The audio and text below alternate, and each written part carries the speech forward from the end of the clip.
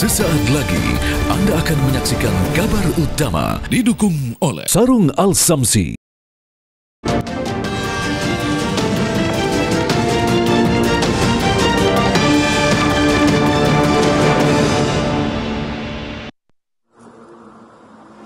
Lupakan kekalahan, saatnya raih kemenangan. Timnas Garuda menggelar latihan perdana sebelum menjamu kesebelasan Bahrain dalam kualifikasi Piala Dunia.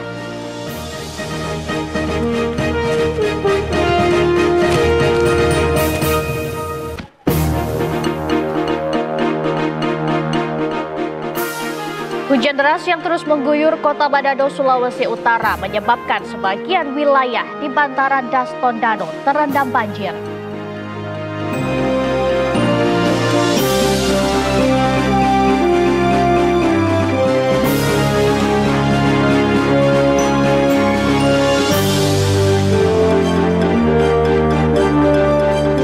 Halo, selamat malam pemirsa. Selain dua informasi tersebut, kami juga akan menghadirkan kabar lainnya.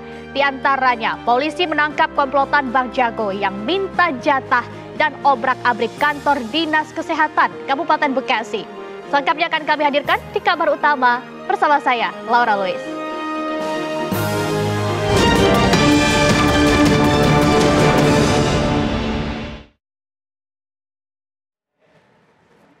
Kita awali informasi pertama pemirsa, diduga mengalami remblong. Sebuah truk tronton bermuatan pasir terguling dan menabrak SPBU di Ngawi, Jawa Timur. Beruntung sopir truk hanya mengalami luka ringan, sementara bangunan SPBU serta mesin dispenser roboh.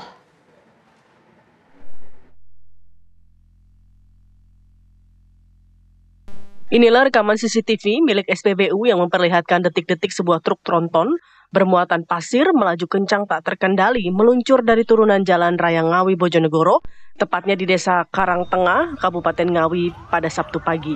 Truk tronton menabrak pagar di pintu masuk SPBU kemudian terguling hingga akhirnya menabrak SPBU atau tempat pengisian BBM jenis solar.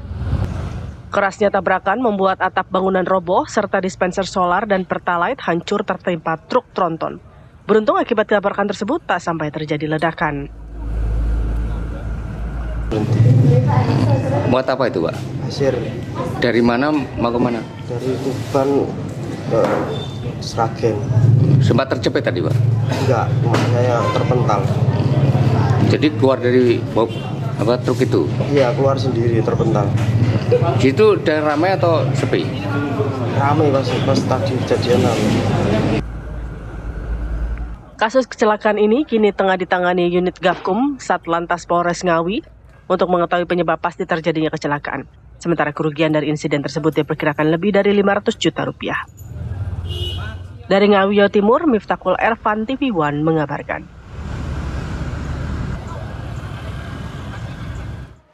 Sebuah minibus ditabrak kereta api jurusan Merak Rangkas Bitung di perlintasan tanpa palang pintu di Kota Cilegon, Banten.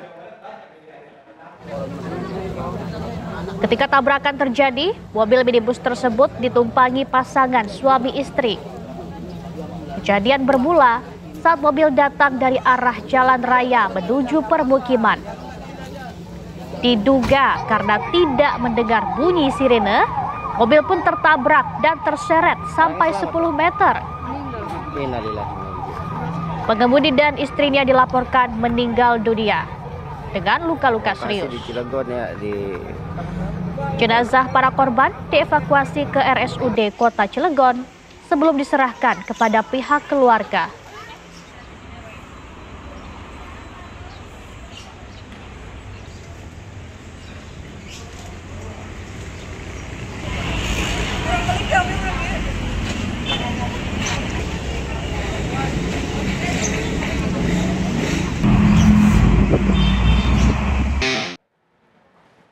Pemirsa, Timnas Indonesia tiba kembali di tanah air Jumat sore usai menelan kekalahan telak atas tuan rumah Australia. Selanjutnya ada kasus Patrick Kluivert akan menghadapi Bahrain yang juga telah tiba di Indonesia di waktu yang hampir bersamaan. Timnas Indonesia tiba di Bandara Internasional Soekarno-Hatta, Cengkareng, Tangerang, Banten, Jumat sore. Berbeda dengan kedatangan timnas sebelumnya, Kali ini tak ada sambutan berlebihan yang diberikan untuk anak asuh pelatih Patrick Kluivert. Awak media pun tak diizinkan untuk mendekati para pemain dan staf pelatih. Setibanya kembali di tanah air, pemain timnas Indonesia sudah akan bersiap menghadapi laga selanjutnya menjamu Bahrain. Indonesia membutuhkan poin penuh untuk bisa kembali membuka asa lolos ke Piala Dunia 2026. Pelatih Patrick Kluivert wajib mewaspadai Bahrain yang telah berkembang sejak pertemuan pertama. Di awal tahun, Bahrain berhasil menjadi juara Piala Teluk 2025 dengan mengalahkan sejumlah tim unggulan seperti Oman dan Irak. Timnas Bahrain juga telah tiba di Bandara Internasional Soekarno-Hatta, Cengkareng, Banten, Jumat sore. Timnas Bahrain mendapat pengawalan ketat dari pihak polisian setibanya di Indonesia. Pemain dan staf Timnas Bahrain langsung bergegas menuju bus untuk menuju ke hotel tempat menginap. Tak jauh berbeda dengan Timnas Indonesia, Bahrain juga berambisi untuk meraih kemenangan untuk bisa membuka peluang lolos ke Piala Dunia 2026. Bahrain baru saja menang kekalahan atas tuan rumah Jepang dengan skor 2-0. Bahrain saat ini duduk di peringkat 5 dengan poin 6 sama dengan Indonesia di peringkat 4. Dari Tangerang, Banten, Rusdi Muslim, TV One mengabarkan.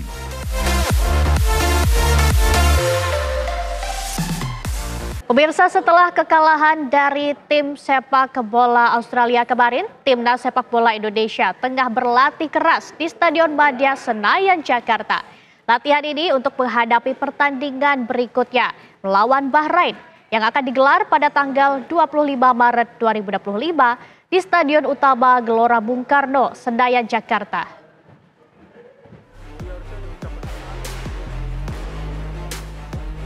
Setelah kekalahan dari tim sepak bola Indonesia kemarin, timnas sepak bola Indonesia tengah berlatih keras di Stadion Madia Senayan, Jakarta.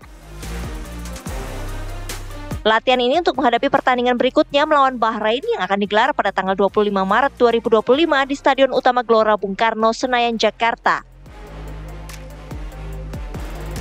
Skuad Garuda tidak akan kedua kalinya jatuh pada lubang yang sama. Kekalahan Indonesia Bahrain yang kontroversial ketika lawan Bahrain waktu lalu membuat publik di Indonesia marah. Inilah saatnya anak asuh Patrick Kluivert mengibarkan merah putih mengalahkan Bahrain di rumah sendiri. Namun di tengah badai yang akan datang, beberapa pemain timnas mengalami cedera saat bertanding melawan Australia dan harus menjalani observasi secara medis. Pertama berkaitan dengan pemain yang menjalani proses medis, dikarenakan ada beberapa hal yang harus diobservasi kembali oleh tim dokter. Mes, Sandi, dan Ole. Mes sesuai hasil MRI memang butuh perawatan, ya sekali lagi butuh perawatan. Sedangkan Ole sama Sandi kondisinya tidak ada masalah dan sekarang ini akan latihan tersendiri di gym. Kemungkinan dalam waktu dekat besok sudah bisa normal ikut kembali bergabung dengan teman-teman semuanya latihan. Mampukah timnas Indonesia menekuk lutut Bahrain? Tim TV One mengabarkan.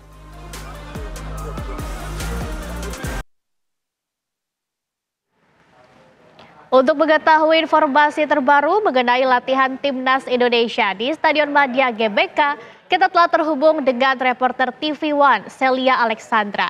Selamat malam, Celia. Bagaimana jalannya sesi latihan timnas hari ini? Baik, selamat malam Laura Luis dan juga pemirsa. Untuk sesi latihan timnas Indonesia untuk menuju ke kualifikasi Piala Dunia 2026 Grup C ronde ketiga Indonesia melawan Bahrain 25 Maret mendatang ini sudah selesai dilakukan, Laura dan juga pemirsa. Pada sore hari tadi dilakukan di Stadion Madia Gelora Bung Karno, Senayan, Jakarta. Tadi kita saksikan bersama memang latihan yang dilakukan oleh skuad Garuda. Ini adalah latihan perdana untuk mempersiapkan diri melawan Bahrain nantinya 3 hari lagi lagi. Waktu yang sangat singkat untuk Indonesia mempersiapkan diri melawan Bahrain di kualifikasi Piala Dunia kali ini, pemirsa. Dari latihan yang dilakukan oleh timnas Indonesia tadi, ada 3 pemain yang memang sudah disampaikan tadi tidak mengikuti latihan, seperti oleh Romani, kemudian Mesh dan juga Sandi yang memang dalam kondisi yang kurang baik begitu. Oleh Romani dan juga Sandi dikatakan memang sedang berlatih sendiri di gym dan akan mengikuti kembali latihan bersama dengan timnas Indonesia pada hari esok, sedangkan Mesh dalam perawatan intensif dari hasil MRI yang memang sudah keluar begitu. Namun bukan hanya timnas Indonesia yang melakukan latihan perdananya pada hari ini. Timnas Bahrain juga melakukan latihan perdananya seperti yang tadi baru saja kami saksikan bersama, yakni sekitar pukul 19.30 waktu Indonesia Barat di lapangan ABC Senayan, Jakarta. Timnas Bahrain juga melakukan latihan perdananya untuk menuju ke pertandingan di tanggal 25 Maret mendatang.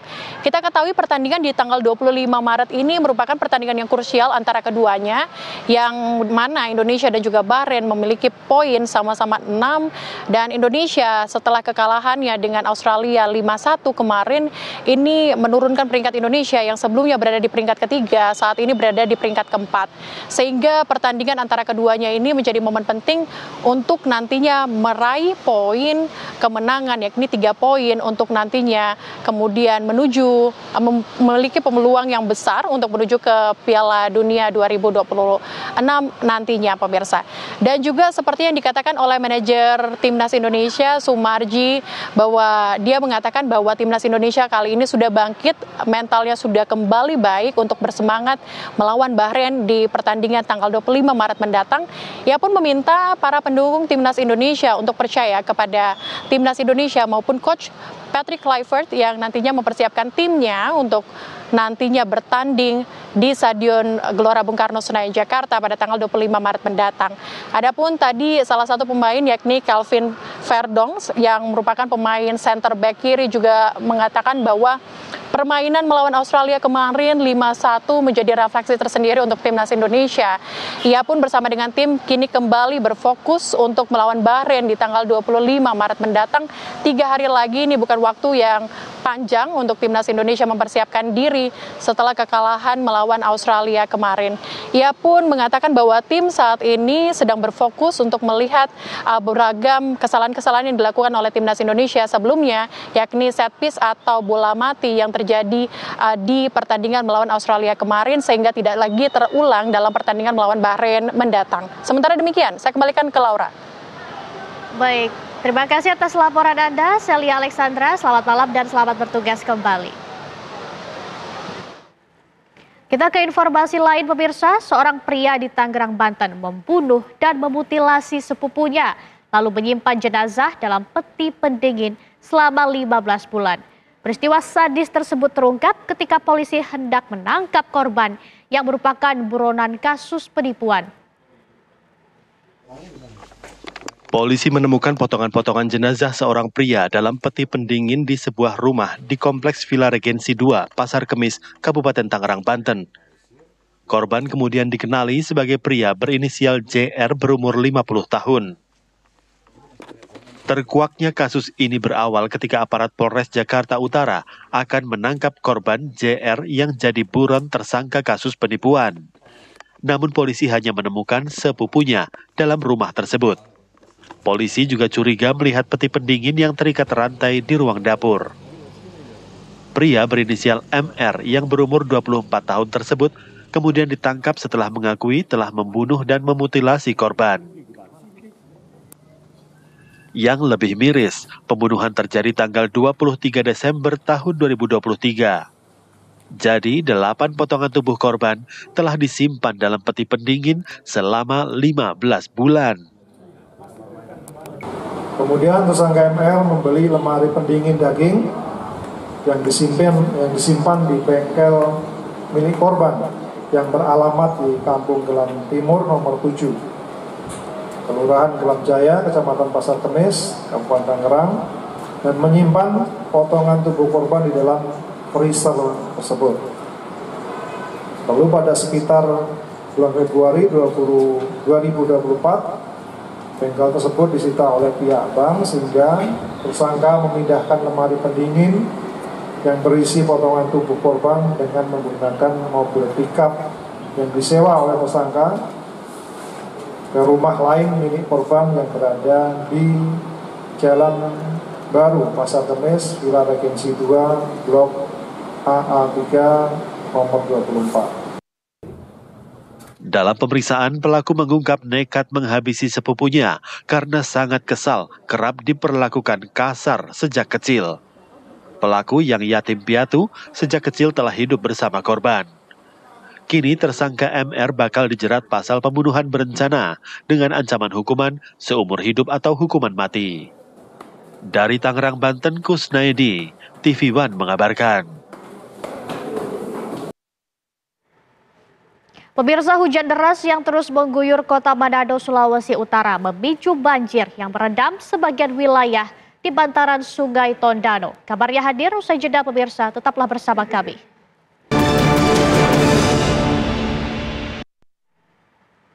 Pemirsa, Anda kembali menyaksikan kabar utama. Hujan deras yang terus mengguyur kota Manado, Sulawesi Utara hingga Sabtu pagi tadi menyebabkan sebagian wilayah di bantaran Das Tondano terendam banjir. Evakuasi pun dilakukan tim Basarnas terhadap sejumlah warga yang terjebak banjir.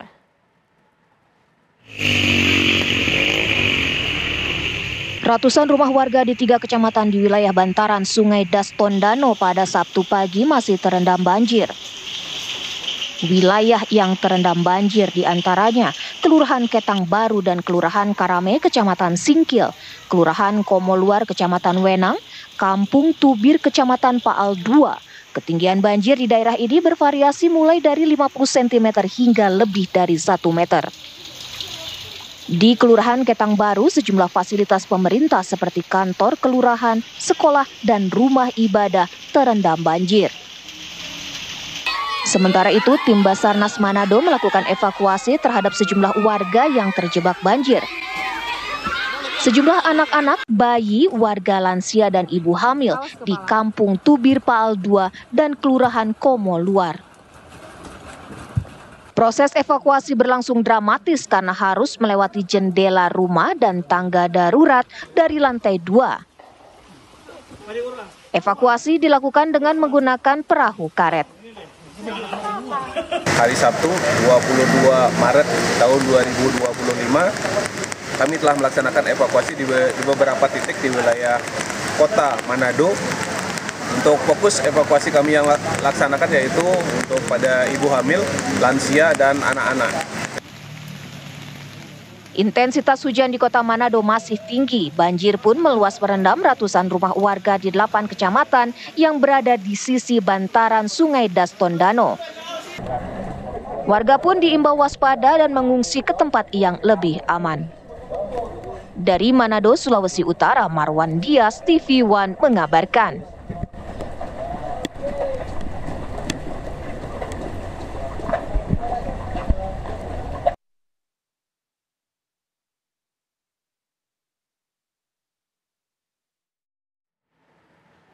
Intensitas curah hujan yang tinggi selama 2 hari berturut-turut di wilayah Kabupaten Kapuas Hulu mengakibatkan air sungai Kapuas meluap dan merendam permukiman penduduk.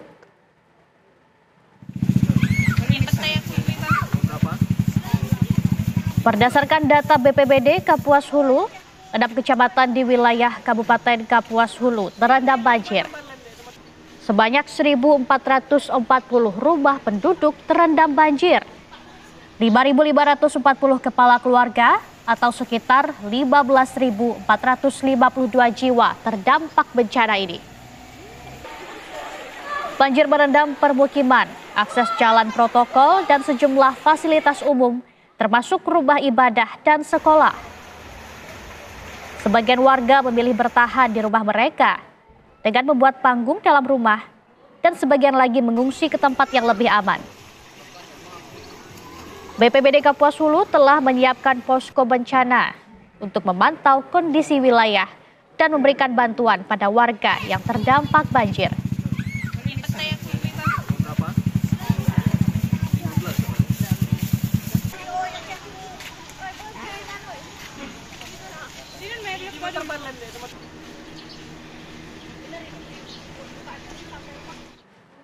Pemirsa, arus penumpang di Bandara Soekarno-Hatta, Tangerang, Banten terpantau terus mengalami peningkatan meski hari Lebaran masih lebih dari sepekan. Tercatat hari ini pemirsa ada 131.242 penumpang yang berangkat maupun tiba di Bandara Soekarno-Hatta.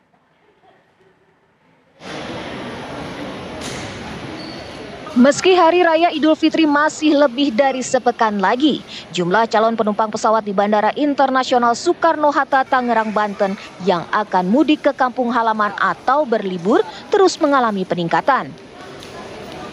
Pantauan Sabtu pagi, suasana bandara terus dipadati penumpang. Kondisi ini terlihat pada antrean mengular di counter check-in. Pada hari ini ada 131.242 orang berangkat dan tiba melalui Bandara Soekarno-Hatta. Peningkatan jumlah penumpang pesawat dengan rute favorit domestik didominasi tujuan Surabaya, Medan, Makassar, dan Bali. Saya mau ke Surabaya, pulang kampung. Mau lebaran aja di rumah. Mau libur. Mau pulang kampung ke Medan, ya di Kabupaten Langkat. Karena memang jadwal dari kampus itu dijadwalkan hari ini. Pengelola Bandara Soekarno-Hatta memprediksi puncak arus mudik akan terjadi pada H-3 Hari Raya Idul Fitri. Dari Tangerang, Banten, Rusdi Muslim, TV One mengabarkan.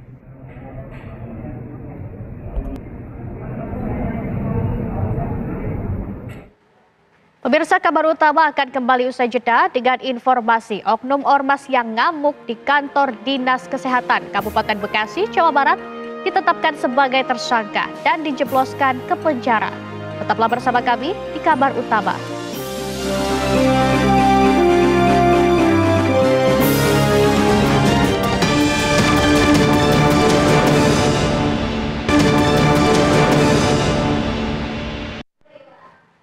Meskipun sudah minta maaf dan klarifikasi, oknum ormas yang mengamuk di kantor Dinas Kesehatan Kabupaten Bekasi, Jawa Barat akhirnya ditetapkan sebagai tersangka dan dijebloskan ke penjara. Assalamualaikum warahmatullahi wabarakatuh. Kami dari Laskar Merah Putih yang melihat dari CCTV di depan. Kami datang kemarin untuk koreksi kepada Dinas Kesehatan. Kami mohon yang melihat video ini segera Laskar Merah Putih difasilitasin untuk kita ngopi bersama walaupun di bulan puasa. Terima kasih. Assalamualaikum warahmatullahi wabarakatuh. Jelang Lebaran, oknum ormas ramai-ramai minta THR. Seolah si paling kerja, mereka ngamuk saat THR tak diberikan. Seperti yang terjadi di kantor Dinas Kesehatan Kabupaten Bekasi, Jawa Barat. Video aksi premanisme mereka pun akhirnya viral dan membawa mereka ke jeruji besi alias di penjara. 5 pelaku berhasil dibekuk polisi. Kekisruan yang di Dinkes, kemudian sudah kita respon ya, kemudian para pelaku kita sudah kita lakukan pemeriksaan berikut dengan saksi-saksinya baik dari pihak Dinkes maupun dari pihak ormas yang melakukan. Jadi saat ini ada 5 orang yang kita tetapkan sebagai tersangka pasal 335 KUHP dan saat ini sedang kami lakukan proses pemeriksaan dan penyidikan lebih lanjut. Meski oknum ormas sebelumnya sudah melakukan permintaan maaf dan klarifikasi, proses hukum tetap dilanjutkan untuk memberikan efek jera. Guna mempertanggungjawabkan perbuatannya, kelimanya dijerat pasal 335 KUHP tentang perbuatan tidak menyenangkan dengan ancaman 1 tahun penjara. Kelima tersangka kini mendekam di sel Mapolres Metro Bekasi. Dari Bekasi, Jawa Barat, Suryo Daryono, TV One mengabarkan.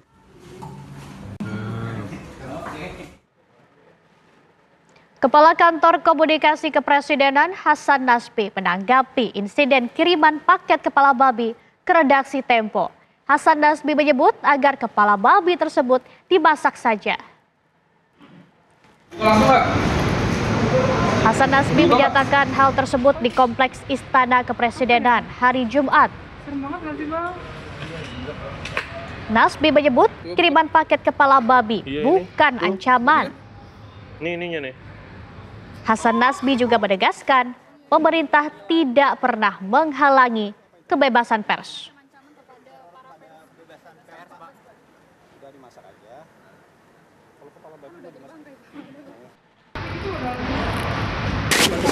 Ini live, apa yang terjadi pas dikirim itu, apa yang terjadi? Ini semacam ancaman kepada para pers. Kebebasan pers, Pak. Udah dimasak aja. Kalau kepala babi udah jadi bangkai, Pak. Dimasak aja. Ada juga anggapan jadi ancaman pembunuhan begitu, Pak. Gimana Pak responnya, Pak? Enggak lah, saya lihat dari media sosialnya Francisca yang wartawan Tempo itu, dia justru minta dikirimin daging babi. Itu kan semacam jokes saja, Pak. Iya, sama artinya dia nggak terancam kan. Buktinya dia bisa bercanda, kirimin daging babi katanya. Tapi komitmen soal kebebasan pers di era Pak Prabowo ini tetap. Ada yang dihalang-halangi bikin berita nggak? Kalau nggak ada yang dihalang-halangi bikin berita, itu artinya kebebasan pers kita bagus. Ada yang di stop buat bikin berita dan wawancara nggak? Nggak ada kan? Itu artinya kebebasan pers kita bagus. Ada yang takut nggak sekarang bikin berita? Ada yang dihalang-halangi nggak untuk liputan di istana? Kan nggak ada. Itu artinya nggak ada kebebasan pers yang dikekang. Pemirsa, harga bahan pangan di sejumlah daerah mulai menanjak menjelang Lebaran. Di Jakarta, harga daging naik 2 kali lipat. Di Kuningan, Jawa Barat, harga cabai melonjak tajam. Sementara pedagang di Medan mengeluhkan anjloknya penjualan.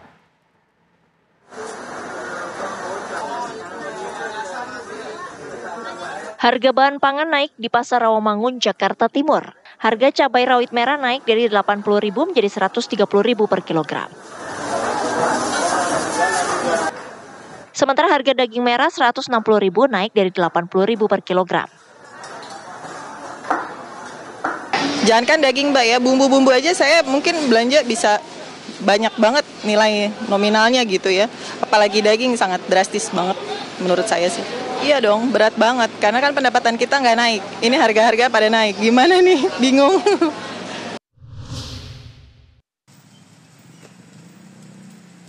Di Kuningan, Jawa Barat, harga sayur mayur naik tajam. Cabai rawit merah tembus Rp120.000 dari sebelumnya Rp80.000 per kilogram. Ya. Cabai setan. Cabai setan. Iya. Berapa ini, Bu? 120 per kilo. 120. Iya. Tadinya berapa, Bu? Tadinya 80 gitu. 80. Iya, ini udah 2 hari naik. Kenaikan harga juga terjadi di pasar tradisional Petisah, Kota Medan. Tak hanya cabai, bawang merah naik dari Rp28.000 menjadi Rp32.000. Bawang putih naik jadi Rp42.000 dari sebelumnya Rp38.000 per kilogram. Jualan kita ya nampaknya tahun ini lebih merosot dari biasa-biasanya. Ya setengah nampaknya udah hilang setengah langganan. Menurut pedagang, untuk harga daging bakal naik mendekati Lebaran. Dari Jakarta, Kuningan, dan Medan, tim TV One mengabarkan. Seorang pria di Bantul, Yogyakarta dengan sadis dan keji membunuh kekasihnya dengan mencekik serta menyimpan jenazah korban hingga jadi kerangka. Polisi telah menahan pelaku dan melakukan penyelidikan.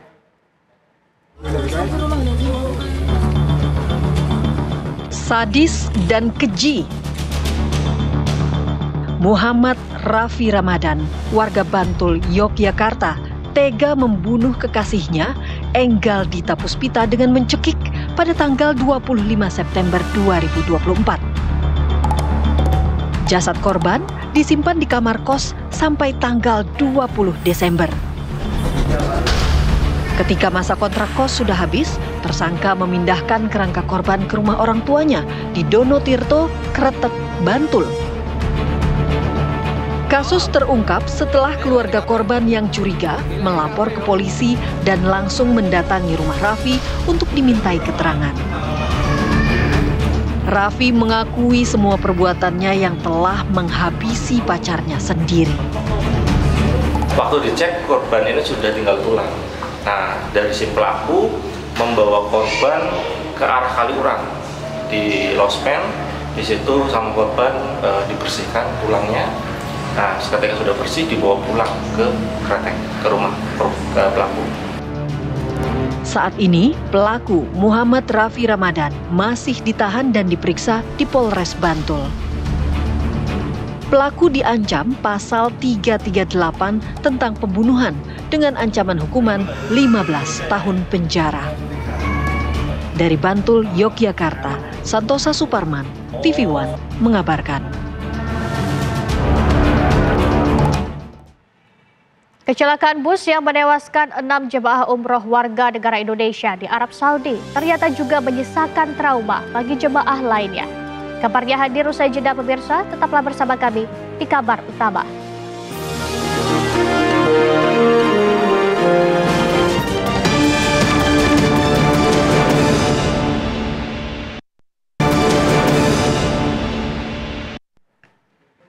Konsul Jenderal Republik Indonesia di Jeddah, Arab Saudi, Yusron Ambari menjelaskan kronologi kecelakaan maut yang menimpa jemaah umroh Indonesia di Wadi Kudait, Arab Saudi. Menurut Yusron, Jeep Land Cruiser Double Cabin yang datang dari arah berlawanan menyerobot lajur jalan lain sehingga menabrak bus jemaah umroh asal Indonesia. Mobil Jeep berplat nomor Qatar tersebut dikemudikan warga Pakistan dan 1 penumpang Bangladesh. Keduanya juga meninggal dunia saat mobilnya terbakar. 21 Maret 2025 mengenai kronologi kecelakaan adalah sebagai berikut. Jeep Land Cruiser Double Cabin yang datang dari arah sebaliknya melewati median jalan dan bertabrakan dengan bus yang ditumpangi jemaah umroh asal Indonesia yang menyebabkan bus terguling dan kedua kendaraan terbakar. Jeep dimaksud berplat nomor Qatar dikemudikan oleh warga negara Pakistan dengan penumpang warga negara Bangladesh. Keduanya meninggal di lokasi. Dengan demikian, ada koreksi dari informasi yang saya sampaikan sebelumnya, yaitu bis menabrak Jeep yang menyalip dan korban tewas di Jeep. Dua-duanya adalah warga negara Bangladesh.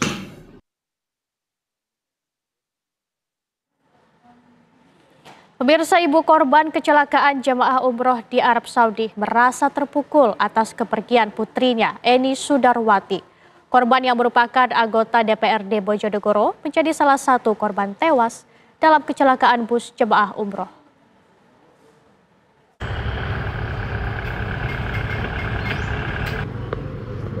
Suasana duka menyelimuti rumah keluarga Eni Sudarwati di Desa Sobontoro, Kecamatan Balen. Sejumlah tetangga, keluarga, dan teman di DPRD Kabupaten Bojonegoro datang untuk melayat dan mengucapkan bela sungkawa. Ibu korban masih merasakan sedih atas kehilangan putrinya. Korban meninggal akibat kecelakaan bus umroh di Arab Saudi duduk bersama keponakannya bernama Febrian Respati, usia 14 tahun, yang juga berada di dekatnya. Sosok Eni di mata ibu kandung adalah anak yang ceria, tidak pernah lelah. Ibu Surati hingga saat ini masih menunggu kabar kepastian jenazah anaknya. Belum, Mbak. Inginnya seperti apa sih, Bu? Apa? Inginnya seperti apa? Ya, inginnya seperti anak saya. Bagaimana keadaan di sana, sudah dimakamkan atau belum, gitu. Ada info ya, Bu, ya ke Ibu ya? Ibu diikhlaskan untuk dimakamkan di sana atau mungkin rencana dibawa pulang? Di sana aja, Mbak. Eni merupakan salah satu korban dari 6 WNI yang meninggal dunia saat kecelakaan bus umroh di Jalan Raya Madinah, Mekah. Dari Bojonegoro, Jawa Timur, Dewi Rina Handayani, TV One mengabarkan.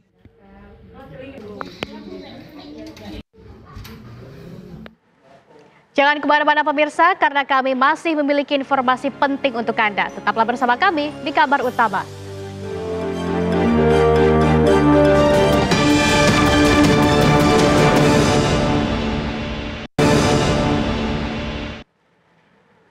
Seiring mulainya libur sekolah, dermaga eksekutif Pelabuhan Merak, Kota Cilegon, Banten dipadati pemudik tujuan Sumatera. Lambatnya proses bongkar muat kapal mengakibatkan antrian kendaraan pribadi membludak. Bahkan antrian truk juga terpantau hingga ke Jalan Cikuasa atas. Ratusan truk logistik tertahan setelah polisi memulai menerapkan sistem buka tutup jalan lantaran kondisi pelabuhan sudah padat.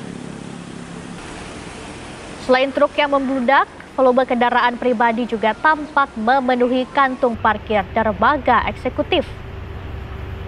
Ratusan mobil pribadi ini tertahan sekitar 3-4 jam di pelabuhan karena lambannya proses bongkar muat kapal di dermaga yang rusak tertabrak kapal.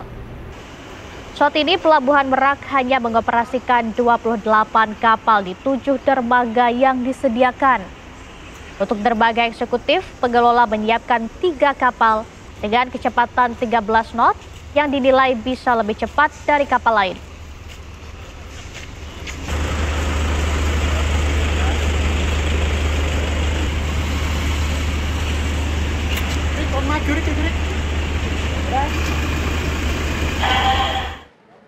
Pemirsa, kabar penting sepanjang hari ini kami rangkum selengkapnya dalam News Flash berikut ini. Hujan deras yang mengguyur kota Manado, Sulawesi Utara hingga Sabtu pagi tadi menyebabkan sebagian wilayah di bantaran Das Tondano terendam banjir. Evakuasi pun dilakukan tim Basarnas terhadap sejumlah warga yang terjebak banjir. Ratusan rumah warga di 3 kecamatan di wilayah bantaran Sungai Das Tandona pada Sabtu pagi masih terendam banjir. Wilayah yang terendam banjir diantaranya Kelurahan Ketang Baru dan Kelurahan Karame, Kecamatan Singkil, Kelurahan Komo Luar, Kecamatan Wenang, Kampung Tubir, Kecamatan Pal 2. Ketinggian banjir di daerah ini bervariasi mulai dari 50 cm hingga lebih dari 1 meter.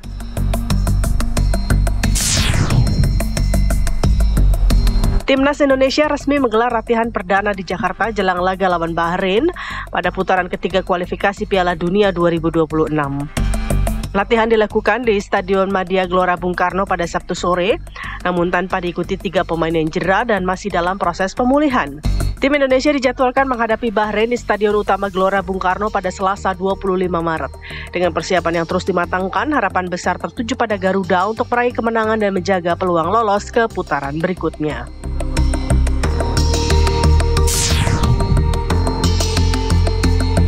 Aksi pembunuhan sadis terjadi di Tangerang, Banten. Seorang pria tega membunuh dan memutilasi sepupunya sendiri akibat kesal kerap diperlakukan kasar. Terkuaknya kasus ini berawal saat petugas Polres Jakarta Utara akan melakukan penangkapan terhadap JR atas kasus penipuan. Potongan tubuh korban disimpan selama 15 bulan. Pelaku mengaku membunuh karena sakit hati kerap dimarahi korban. Tim TV One mengabarkan. Dan pemirsa, saya sudah kebersamaan kita di kabar utama malam ini. Namun tetaplah bersama kami pemirsa, karena sesaat lagi Felicia Melinda akan menemani malam minggu Anda dalam program Kabar Hari Ini. Mewakili kru yang bertugas, saya Laura Luis mengucapkan terima kasih, selamat malam dan sampai jumpa.